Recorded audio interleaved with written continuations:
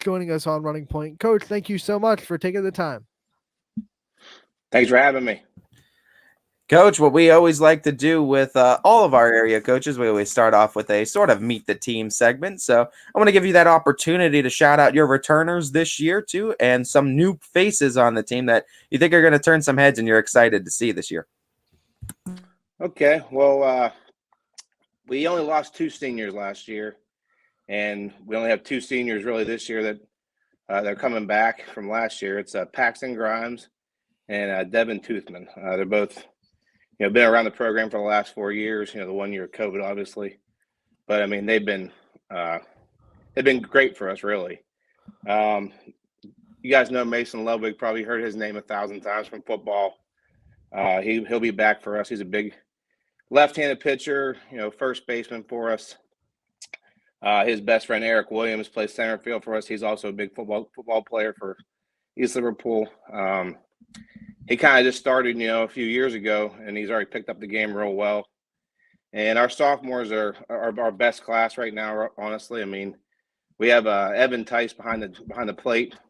The kid he caught every inning for us last year, and he threw out 25 runners. He had batted 309. Top leader for us, hitting also. I mean, he's been great for us.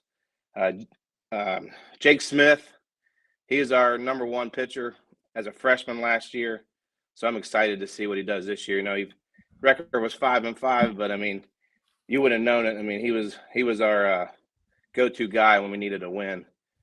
Trent Davis is also a sophomore, starts right field for us. Might see some pitching time this year.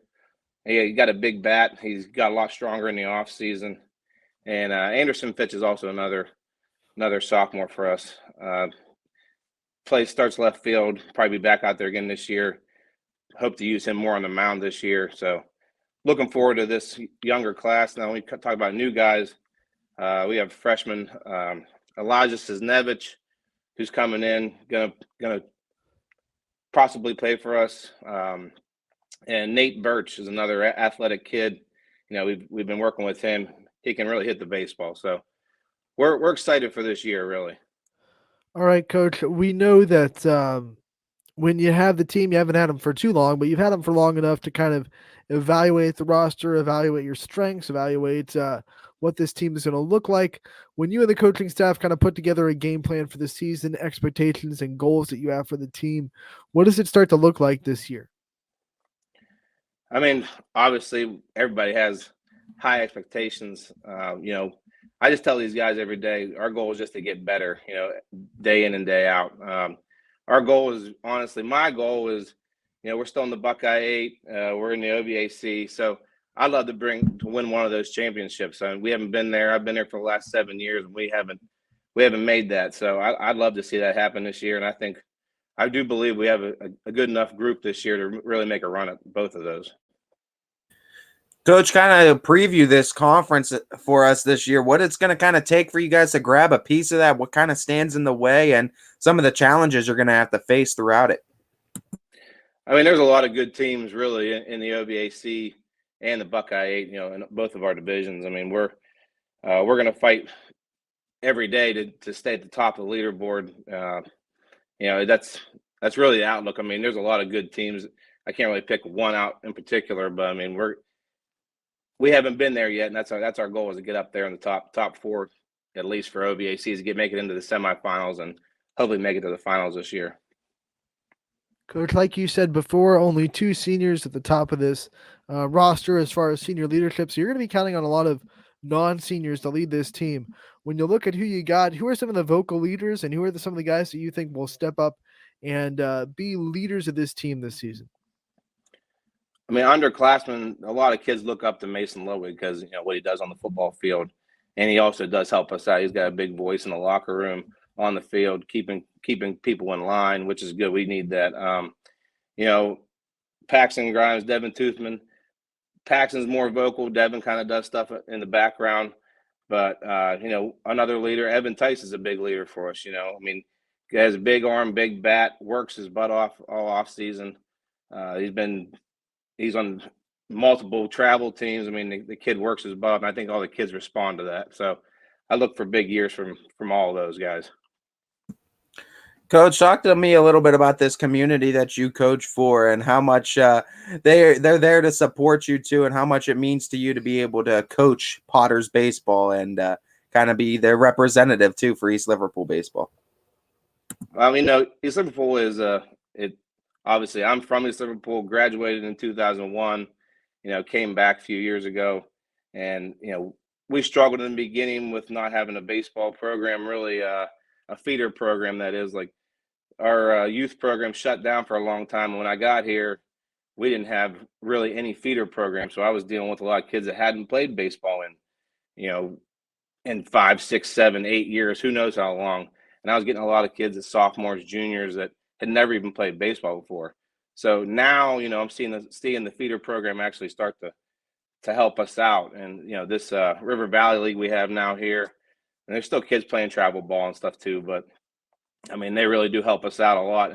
This is the first, I'd say last year and this year, the first year that, like, really I'm coaching kids that understand the game, know what they're doing. I don't have to spend a lot of time on small stuff. We know what we're doing from time to time, and it's been great, honestly.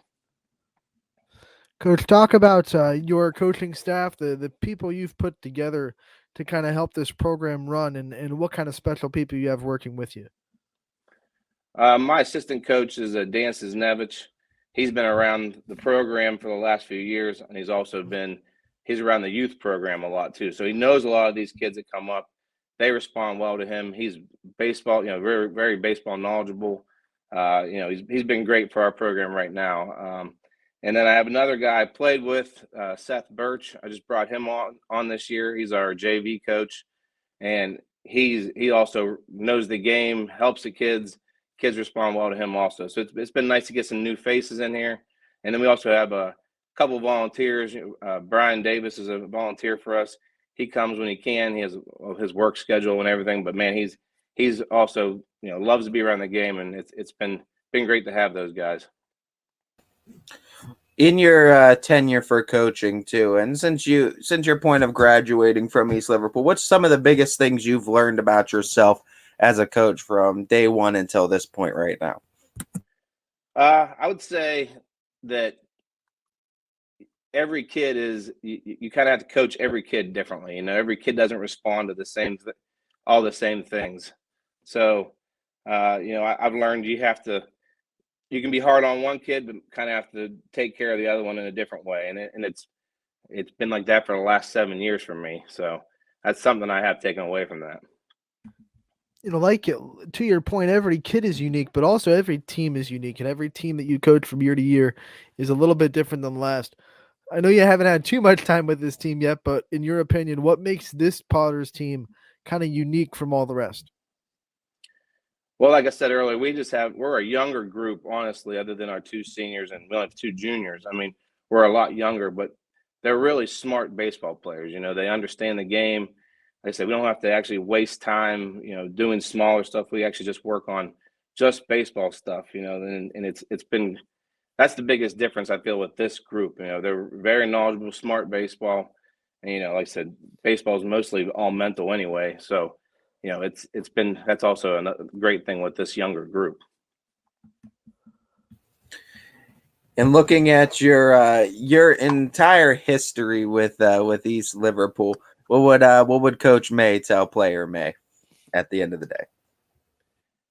Honestly, I tell them kids, and I tell myself, you take each pitch by pitch, or each day by day, and just to enjoy it, because these kids are young, and I got a couple little ones at home, and just enjoy the baseball, because being outside, being on the diamond is just to me, it's great. Like, that's why I grew up played baseball in college, and now I'm back here doing this, and it's just I couldn't ask for anything better.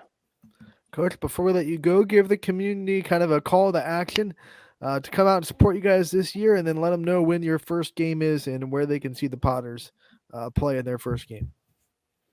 Our first game is at Edison, actually, on March 28th. We open up at their new field. I know they're going to be excited.